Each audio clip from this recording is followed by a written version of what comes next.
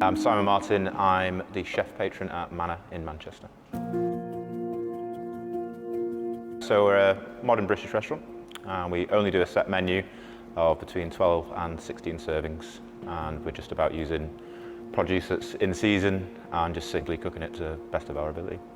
So I started cooking at 15 in Chester, and then worked in various restaurants around the world, most notably though Restaurant Gordon Ramsay and Noma in Copenhagen.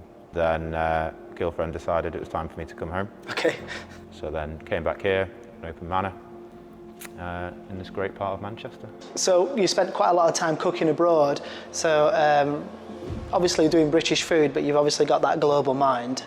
Tell us a little bit more about when you were cooking in Mexico and how that was.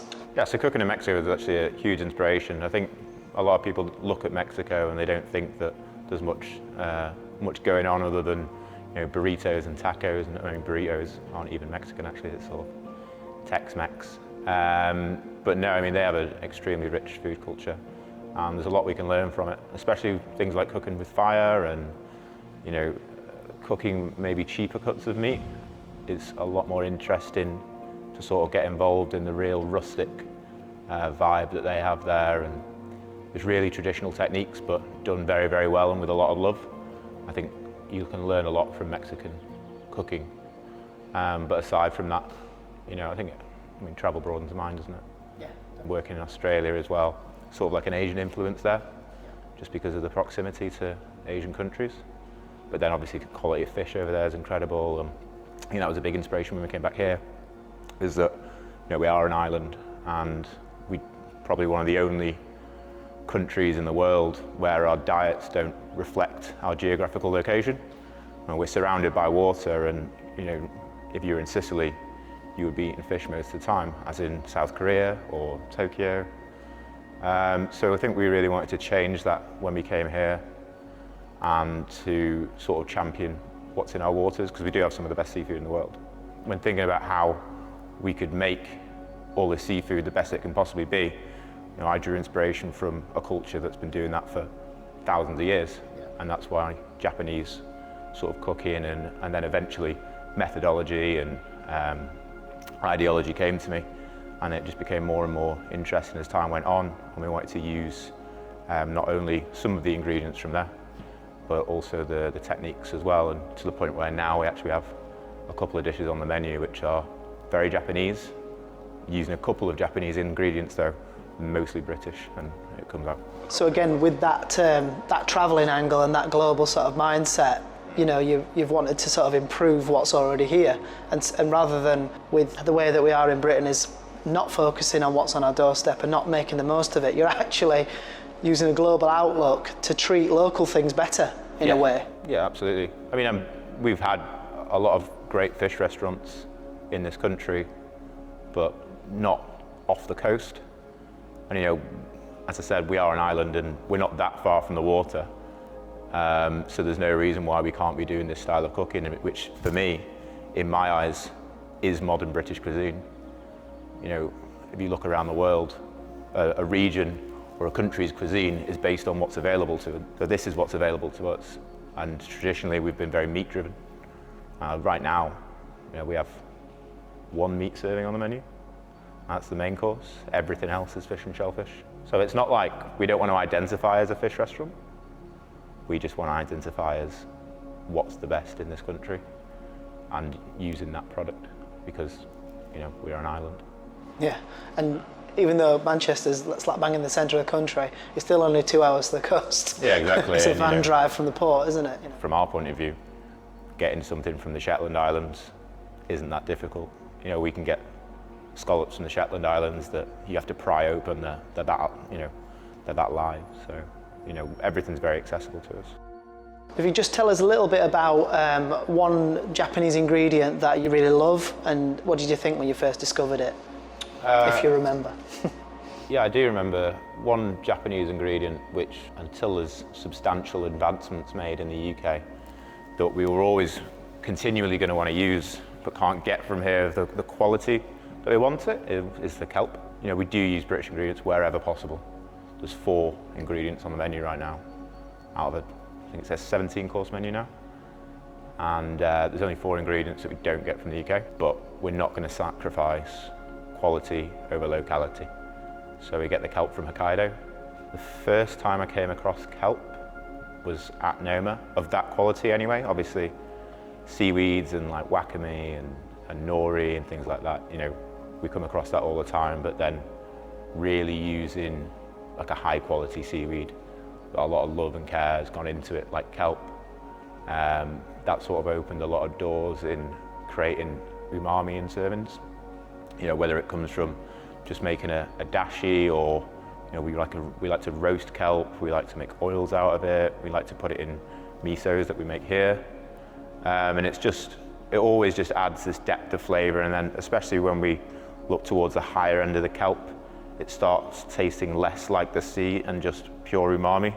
So just on what we were talking about with using these quite simple 4 ingredients out of all the many ingredients that you use on the menu, we're going to do a couple of dishes, I believe, using some of these ingredients today. Can you just tell me a little bit about the 2 dishes that you're thinking about doing for us? Yeah, so the first dish that we're going to do is one of our snacks. So it's Wagyu beef. We actually get this from Scotland. I find it's fantastic quality. We get a full-blood Wagyu. This is something that we don't want to mess with too much. You know, it's not like we don't need to do a lot of work to something that's already had so much love and care and attention. You know, I've been up to the farm and I've never seen farmers like it. One of the ladies at work says quite literally in love with these animals, and they get treated so well. So I think it's not a product that we want to like dry age or, you know, be marinating for too long in anything, or, you know, we don't want to be messing it. But that's where the quality of everything else comes in. So we're going to use the binchitan to cook this Wagyu, just on a skewer. It's going to be just basically a Wagyu on a skewer. And then we just heighten it a little bit with an akasi vinegar. So it's red sushi vinegar. And then we make a glaze from roasted yeast and, funnily enough, fermented corn. We take corn and we make masa, which you would normally turn into tortillas, but then we ferment that further again and create what we call masa so. So it's like miso, but made with masa. And yeah, we just make a glaze out of that and cook it over the binchitan, which I consider an ingredient now after visiting a couple of great yakitori places in Tokyo. I think it adds a perfume to the meat, and, you know, it really, especially, you know, top yakitori restaurants in Japan, they wouldn't do what they do without, you know, top quality binchitan. And do you think that with the fact that there's no raw flame, it's just cooking on that glow, that infrared, and when you get the if any fat does drop out of the meat onto it, that is the smoke. So the smoke is smoke with itself almost. Yeah, so we're relying on the fat to drip onto the coals, not too much that it sets on fire. We allow it to drip onto the coals and then sort of just smoke the meat, just very gently. And then the other dish that we're going to do is called chawanmushi. So this is a savoury steamed egg custard, commonly eaten for breakfast in Japan actually, but is quite commonly also a serving in a kaiseki menu. It would be the steamed serving. I think pretty much all chefs are influenced in one way or another by kaiseki, whether they know it or not. You know, it was sort of the original multi-course menu that had to have a sense of seasonality and balance and flow. And by having chawanmushi on the menu, not only is it delicious, but we're sort of acknowledging that we know where, you know, our format originated, even though what we do is a much more evolved version of it. We still want to, you know, pay respect to the foundations, and, you know, we wouldn't be anywhere without, you know, escoffier and kaiseki cooking. So yeah, we have that on the menu and we use it to start it, going back to that commonly breakfast thing, and also before we head into the main servings, just nodding our head to kaiseki. Fantastic. Well, I'm looking forward to seeing how we make it, and even more looking forward to trying it.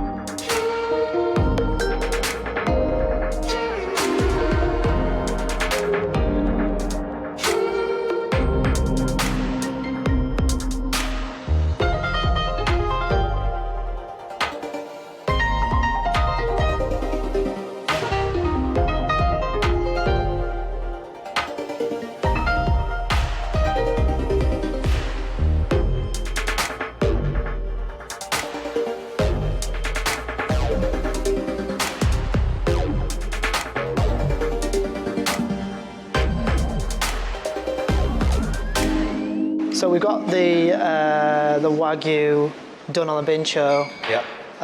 With the crisp nori top. That's the sort of simple explanation of it. So can you just give us a little bit more of an in-depth description than perhaps I can? Yeah. So we've got Scottish full-blood Wagyu, and we made British ponzu from beef garum and gooseberry reduction. And then we've just glazed it in a little paste made from fermented corn that's been nixtamalized first. Obviously we use the binchitan from Wakayama in order to cook it, because it gives a sort of almost tastes a little bit, but smells extremely like incense for me. Right, okay. It's just so perfumed, so we treat that as an ingredient. And we have a tiny bit of our mustard on there as well. Beef and mustard, it's classic. Yeah, classic. And then on the top there, finally, just last minute, a little bit of seasoned nori, just for a little bit of crispness. And this one's from the Ariake Sea in the South Island. Japan's famous for being amazing quality, super crisp.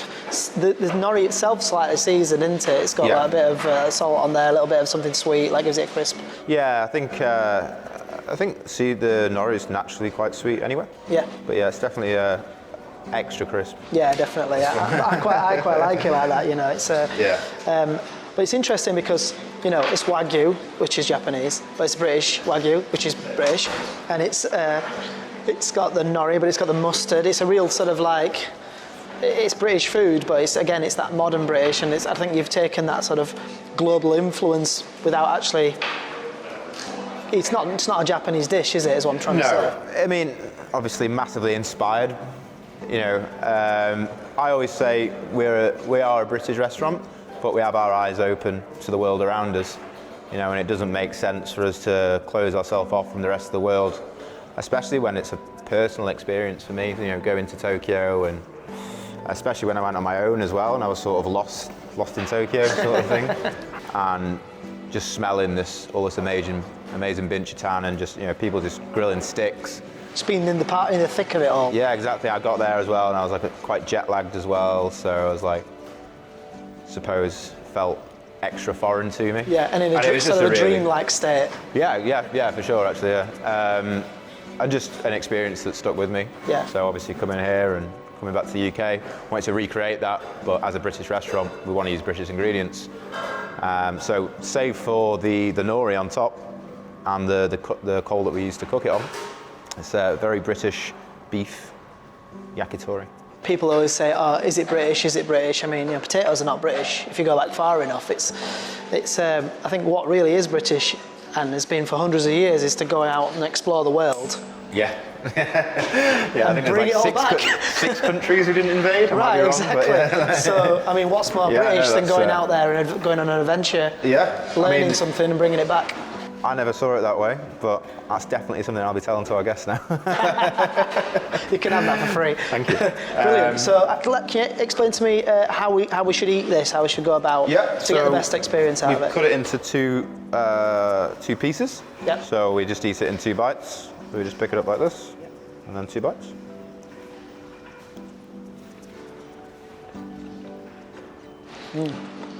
There's just enough of the gooseberry acidity to sort of help the richness in the fat. Yeah. And obviously you've all got those are the malty sort of deep flavours as well. So you've got quite an extreme spectrum of flavours, all in one mouthful. For sure. But then you've got your textural thing as well, because you were explaining to me about the way you sort of mount it forces people to eat it that way. Yeah. If you could explain a bit more about why you've done that. Right, so the way that we cut this is against the grain, so that obviously you can imagine a steak like this. Yep. When you slice in it, but you eat it like this. Yeah, so your teeth can cut through it. So it can go with the grain, so it's sort of, it runs parallel. So your teeth run parallel with the grain. Yeah, is that sort of makes a completely different experience as you bite into it then? Yeah, for sure. I mean, if you're eating something against the grain, it can be extremely tough. Yeah, that's interesting. So even though it's the same piece of meat. Yeah. Okay. So we cut it like this, so that we can eat it like this. It seems a shame not to give that a try then.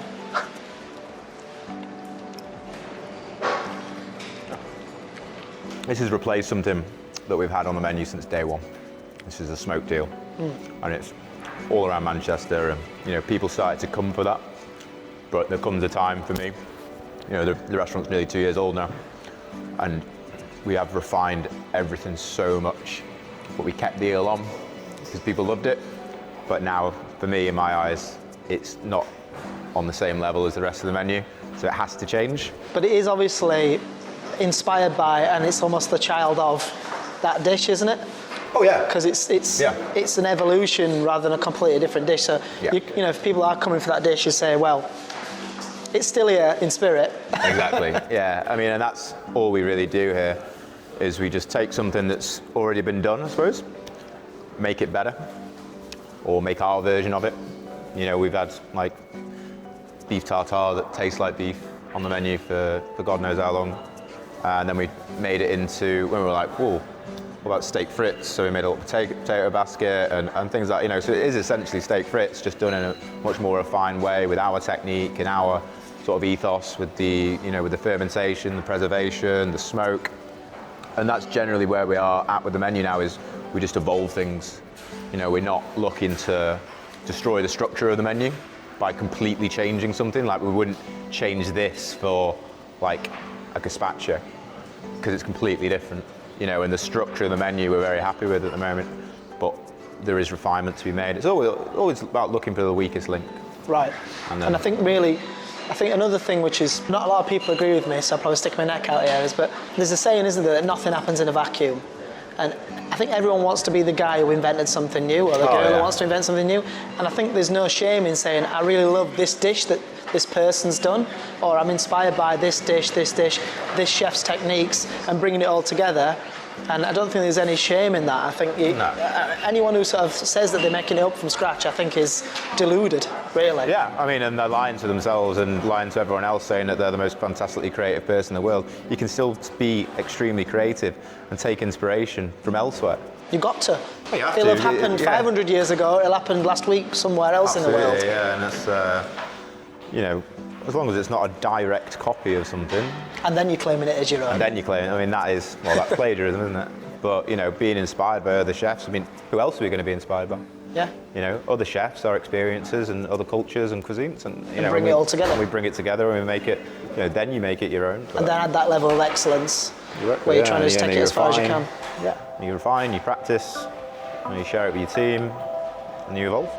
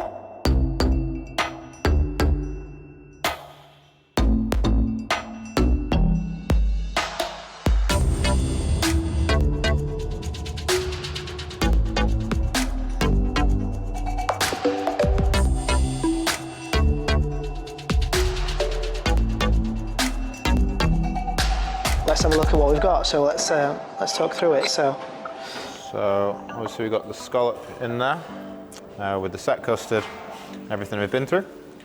And then at the table, we just finish it with this. This is a caramelized scallop sauce. So it takes 3 days to make. really rich colour on that as well. Yes, very rich. So obviously we've got like the almost raw scallop in the middle, and then we've got the extremely caramelized scallop sauce around the outside just to season it. So you're getting the freshness and the texture from the very, very lightly, almost raw, sashimi scallop. Yeah. But then all the benefits of like almost an overcooked one. Yeah, pretty much. Yeah, but obviously you don't have the texture of an overcooked scallop because we've made it into a sauce. It's kind of like XO. Right, okay. but without the spice as well. Lovely. Right, okay. So the idea behind this is we want to get a slice of scallop with whatever custard is behind it there. Okay.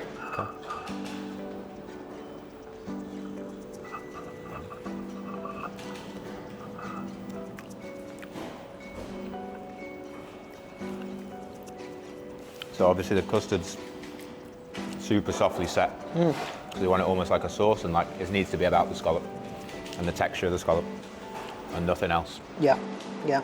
And the horseradish is really nice. It's really just that sort of peppery note on right at the front of your tongue. Yeah, I mean, for me, spice is the sixth flavour profile. Yeah, it's really nice. Yeah, and also the chives give it that freshness too, don't they? They give it that. Yeah. I mean, it is a very rich dish, but we need to try and keep it fresh like that. And that sweetness as well is delicious.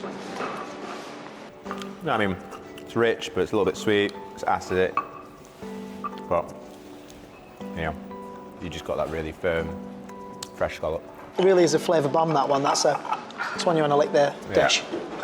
Yeah, and to start the menu with that as well is quite a statement. Right, Because you've got to back that up.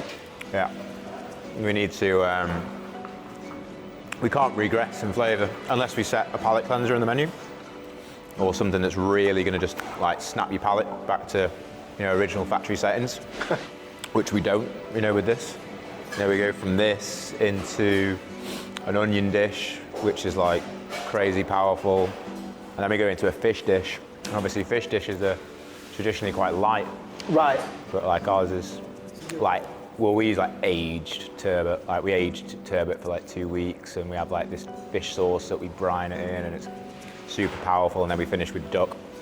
But yeah, to have to do 3 servings after this, of this being so rich, is a challenge sometimes to get that much flavour out of things. But I mean, that's what we do here. You know, it's powerful flavours. Yeah, I really like that. Yeah. That was great. You want to just keep going, don't you? Yeah. See what you can get out of it. We have to tell people though with chawanmushi not to mix it, because it goes to like scrambled eggs. You know, with it being a set custard and you start mixing it. Yeah, I mean the thing is, some dishes you do mix, don't you? Like a tartare or whatever you want to mix it. Yeah, that's it. And people have a tendency to, especially when they're curious and have not tasted it before, they're like, oh, Well, let's have a look underneath. Just be gentle, obviously please. we see everything in this restaurant. Sometimes you're like, oh, stop it, I told you. But yeah, I mean, that's, you know, again, another Japanese serving, using the kombu. And So obviously you've used Shetland scallops and made a chawanmushi with that, or a set egg custard. And again, scallops are also found in Japan as well. It's still scallops. You don't say that a scallop is a Japanese thing a scallop is a British thing. It's just its own seafood. what I found is there's more chance of going to Japan and eating British seafood than there is of eating Japanese seafood in the UK. Because it's all gone. Well, yeah, I mean, Japanese chefs love our langoustines for a start. Sure. You know, sometimes we have to fight with them for our own langoustines. So I'm sure amazing scallops like from the Shetland Islands are also, you know, being sent over there as well, because they pay for it. Yeah. Pay a lot of money for But I it. think it's an appreciation of good seafood. This is what I'm really pleased that people like yourself and many other chefs in the UK are really trying to bring back. And you know, from when I grew up, you know, in the 80s, nobody ate fish. Certainly not in the north. Yeah. And I'm now, like, thanks to eating out at a few nice restaurants, kind of getting that love myself, and hopefully I pass that on to my kids, and then we become that sort of seafood loving nation again. That's definitely one of my goals in my career, and with this restaurant as well, is to sort of create an identity for us. And I think that the first thing we should be doing is using more produce from our waters, because we're surrounded by it. And it's great. And it's fantastic, yeah.